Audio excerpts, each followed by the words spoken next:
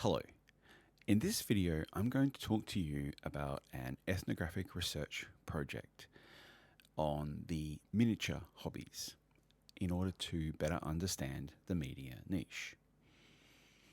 I'll be looking at my notes for this because this project involves interviewing 9 content creators working across multiple platforms and multiple different content categories. And the interview process works to explore the experiences, the thoughts, the feelings of these content creators, and it focuses on a set of questions we'll talk about in a moment. But I'm going to be referring to my notes a lot because it's very important to clearly communicate the respondents or the participants of the study in their own words and using their own terms and their own phrases. So let's talk about the miniature hobby, or the miniature hobbies, right? And the media niche that exists on platforms like YouTube, Facebook, Instagram, Twitch, Reddit, Twitter, and so on. Let's get these slides going. All right. Okay, so the miniatures hobby is what I call a niche creator industry. And that's because it involves products as well as media content. So you have miniature models, paints, other hobby instruments, and some of those involve games and playing on the tabletop, and some of them are display miniatures. And the miniatures hobby is quite broad. You could include things like miniature train sets and dolls' houses. But you can also include things like miniature busts and a range of digital content that is now being produced for 3D printing. The content genres that I'll be looking at in this study include content that is about how to paint and model the miniatures, content that is about news, new products, reviews, industry information. We'll be looking at media content that includes casual and competitive play on the tabletop. And we'll also be looking at content that you can put in the category of lore, Lore, which is part of the world building practice that a lot of fans of these games and these products, you might not even, or some content creators don't focus on painting or playing at all. They just focus on lore and world building. So the ethnographic methodology for my research project involves case studies. So looking at particular content creators or genres or platforms and so on. It involves one-on-one, what we call in-depth, semi-structured interviews. And it involves participant observation, where I'm actively engaging in the hobby, playing, painting, collecting, and so on. And as we'll discuss, how this research will aid me in creating content for this media niche. The interview topics are what we call semi-structured. So we have a set list of topics there, starting with kind of creative opportunities in the niche, and going through different personal experiences, professional backgrounds, the labor relationships involved, the kind of challenges of managing recording, uploading, editing, those kinds of things. We talk about entrepreneurial opportunities within the niche, how to manage the community that you build as part of being a content creator. We talk about advertising, marketing, complexities to do with Patreon and crowdfunding, as well as managing platforms. Right? Your relationship as a content creator with a platform like YouTube is very important. We also look at intellectual property and content regulations, as well as the general kind of risks and rewards for creators. So, miniature painting, how to paint miniatures, is by far the largest category in the miniatures hobby. And painting content is largely organized around inspiration and information and education, especially how to videos. In order to distinguish themselves within the niche, content creators must approach producing content in unique and different ways that often focus around the individual's persona. So it's not just the aesthetics of what the content creator is producing or the level of expertise, but the online persona that they are presenting, because that's often what helps generate an audience. If you seem like an appealing and interesting person, people who register that will start to build your following, sign up to your Patreon, and so on. Some content creators like Alex Hinchcliffe of the YouTube channel 52 Miniatures bring mainstream content production experience to the niche. They have experience in the traditional broadcast media industries like advertising, sound production, video production, and so on. Alex says that when he initially approached YouTube, his idea was not to be creative because he works as a creative photographer and videographer. And so, and he's also run his own music studio in the past. So he had all these professional skills. And so when he came to YouTube, he wanted to experiment in a different way and not be so stressed about the aesthetics of what he was producing. Now, Alex produces absolutely gorgeous content, so that's kind of ironic. But it was interesting that he didn't want to have a kind of broadcast industry's limitation about the way in which he could be innovative in storytelling on YouTube and creating visual creativity through the stories in his miniatures and the stories in his videos. Dave S. Walker of the YouTube channel MS Paints built his YouTube channel, around the theme of participating in the miniatures hobby while managing a neurological disability, MS. Like Alex previously, Dave brings his skills as an industry veteran sound engineer, and he currently has his own production company. And he went to YouTube to create videos about how to engage in the miniatures hobby while experiencing this disability or this neurological condition. And so for Dave, he reports that YouTube became a creative playground. He describes his approach to technical innovation and accessible content as a way to increase the neuroplasticity of his brain. Again, Dave is another really clever videographer and produces absolutely beautiful content that's really wonderful to look at. John Nenas of the YouTube channel Ninjon described the creativity involved in generating educational, entertaining, and engaging content as being particularly labor intensive. While Alex maintained a separate freelancing video career, both Dave and John moved to full-time content creation just prior to the pandemic. And the pandemic was an important time for miniatures hobbies and content creators in that niche, because as many people were experiencing lockdown, they turned to hobbies that were calming and relaxing, and you could do it at a desk. You didn't have to go outside.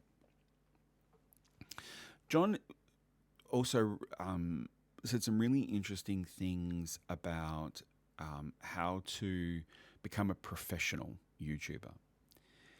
He said that the difference between an amateur and a casual content creator and a professional one was the degree of their rigid approach to a production schedule.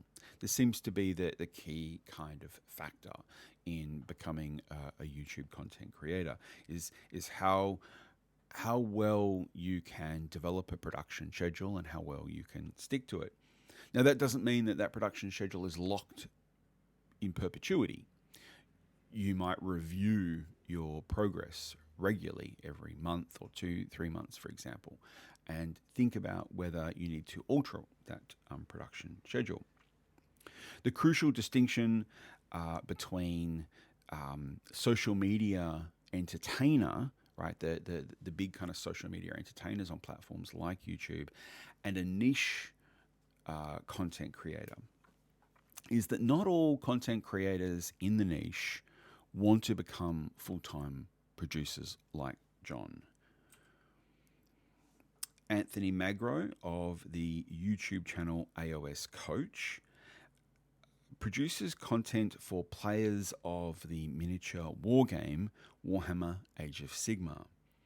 So this is a specialization within the niche. Anthony runs the largest global community of AOS players on Discord.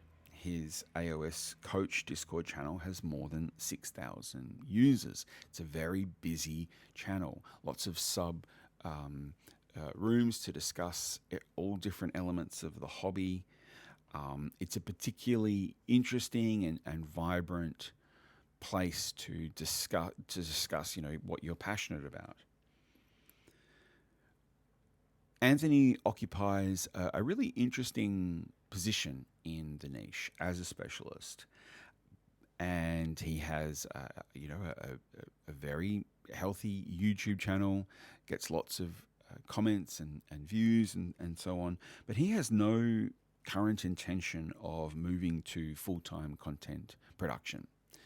And we see this quite a lot with content producers in niche media spheres, because often content producers have partners that are supporting them produce content, or they have a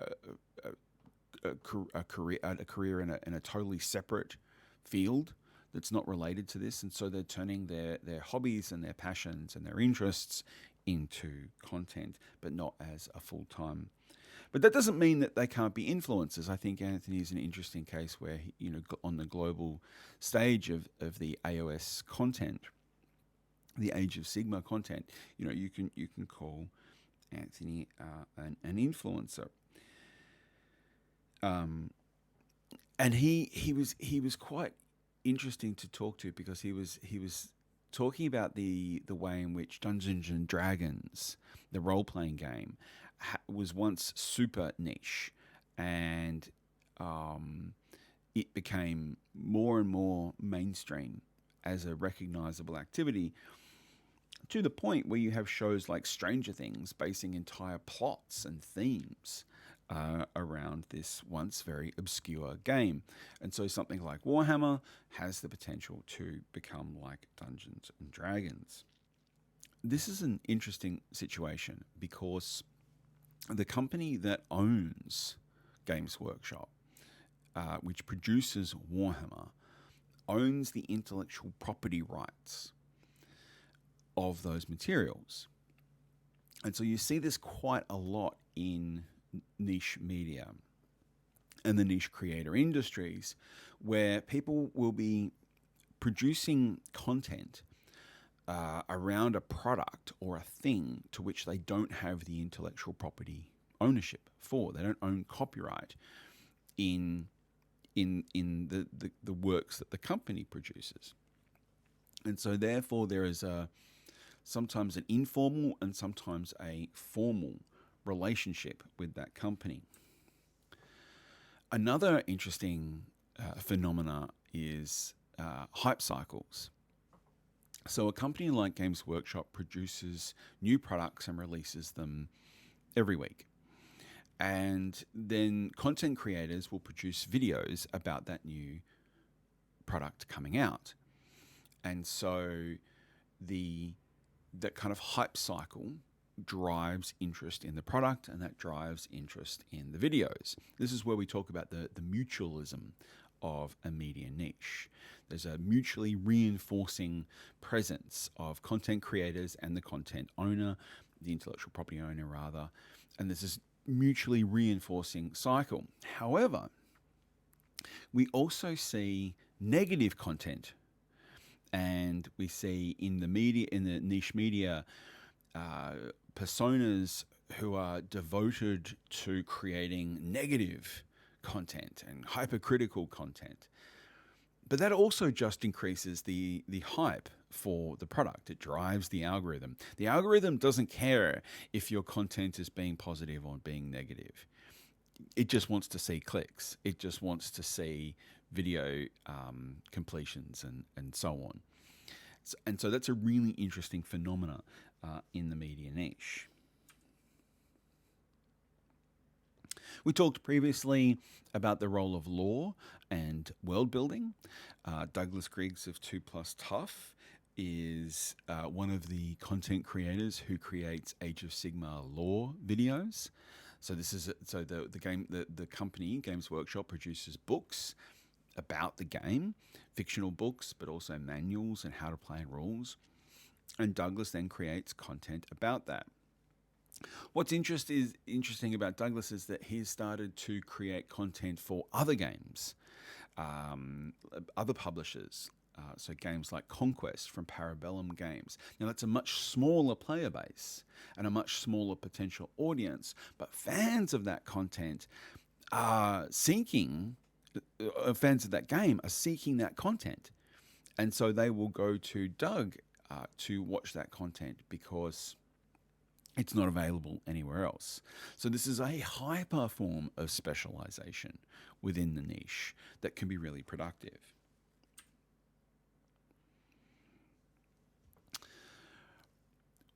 One of the things that is really important about persona for niche media content creators is the notion of authenticity. Some content creators within a niche will disavow any kind of contact with the company so that they can maintain critical distance, that they can be really critical about it and negative and build that negative hype cycle. Other content creators, like Anthony, receive product from the company. They get product for free, they have to sign a non-disclosure agreement, and they have to adhere to the rules that Games Workshop set when releasing content.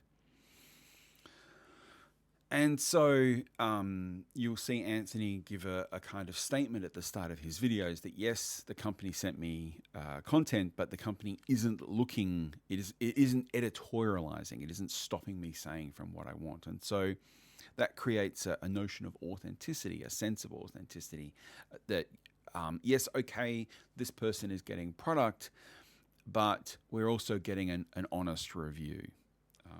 So that's something to think about. The other element of being tied to one product within a media niche means that if that company goes out of business or that company changes in a dramatic way or it starts making really immoral choices, your role as a content producer, a niche creator, can be jeopardized. And so Ninjon, creates content for Warhammer. He paints Space Marines because that gets views. But at the same time, he says that his brand is Ninjon. It's John. It's not John the Space Marine painter. And so he can completely change direction and not paint any Warhammer if that there are issues within the media niche that requires pivoting and shifting away from that. So that's another really great tip.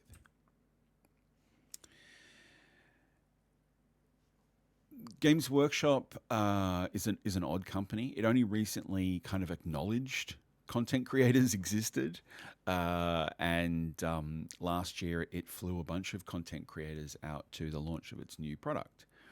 And so that was quite an interesting investment in that kind of social media marketing campaign. One of those content creators was Darcy Bono, and when I spoke to Darcy, she was describing how she was at an interesting crossroads. That her son had just started kindergarten, and so now she had more time to be able to either paint commission pieces, so where people pay you to paint, or create video content. And so she was trying to figure out how she was going to progress further in this media niche. Was she going to be a commission painter or a content creator? Darcy is representative of a real wave of change and diversity in the media niche of the miniatures hobby that really kicked off during the pandemic. Many more women entered the hobby and began painting miniatures and putting their painting and their faces on Instagram. And this was really awesome to see. It was very representative of the way in which the hobby was opening up. Because miniature painting and Warhammer and tabletop games have historically not excluded women, but definitely dominated the kind of media niche and the play niche, I guess, as well. A great example of this is Shoshi Bauer of Shoshi's Minis. Shoshi has been an active content creator from 2014. She's experimented on Instagram and Twitch and all of the different platforms. And she is a commission painter like Darcy, but most recently she's become a content creator who also is a miniature creator. So she has started to assemble a team, a sculptor, an illustrator, and is creating miniatures for a specific market that she doesn't think is catered to in the fantasy miniature genre. And so she said, I want to make minis for women and for people who like men. So she's been creating these fascinating male figures.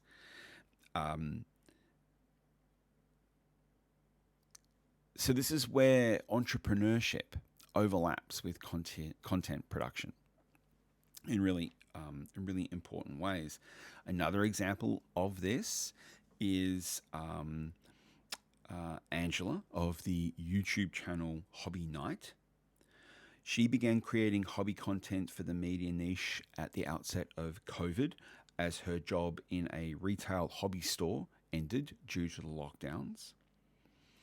Angela is both a generalist within the media niche, as she creates content about Warhammer, but also about other products like Lego and video games and board games, cosplay. So a real generalist within the media niche. However, she's also a specialist because she creates content for OnlyFans. Emily van den Nagel, in a recent research publication, described adult or not safe for work (NSFW) content creation as an essential part of social media entertainment. Van den Nagel argues that OnlyFans provides women agency and control, particularly through the content creator's share of subscription revenue. However, Van den Nagel also notes that the success of OnlyFans has sparked misogynistic backlash and shaming through memes and in-jokes. But Angela reported in the interview that she found that her audience had been super supportive.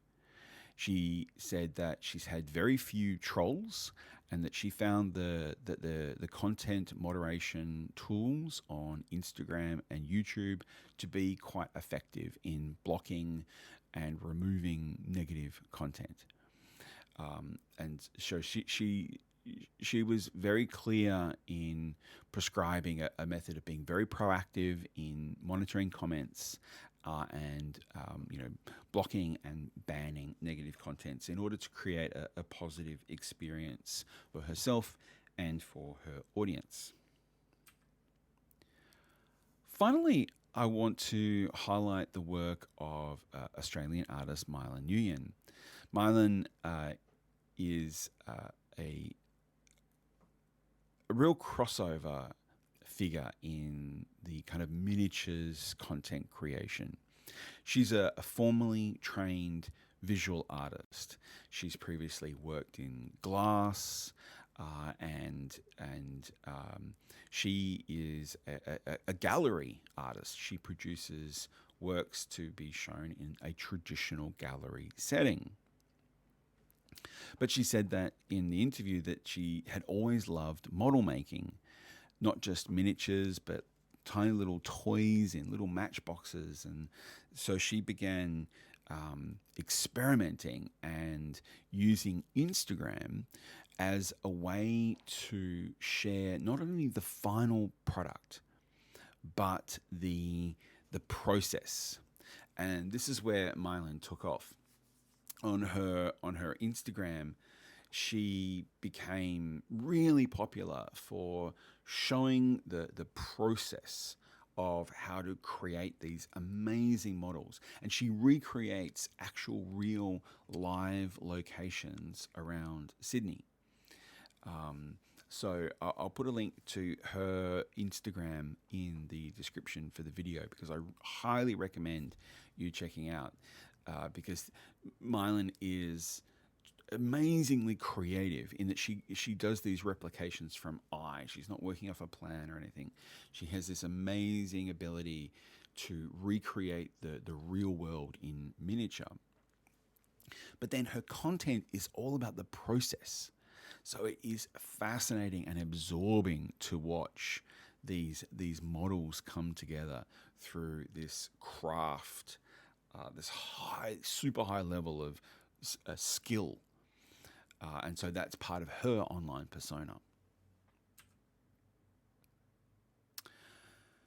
Thank you for watching this video and for listening to me talk about this incredible group of content creators who were really lovely to speak to and helped me learn about this media niche in new ways. And as part of this subject, I'll be putting into practice some of the insights and some of the things that I've learned from these content creators into my own digital artifact for the subject, which will be creating content in the media niche. Thank you for watching. I'll see you in the next video.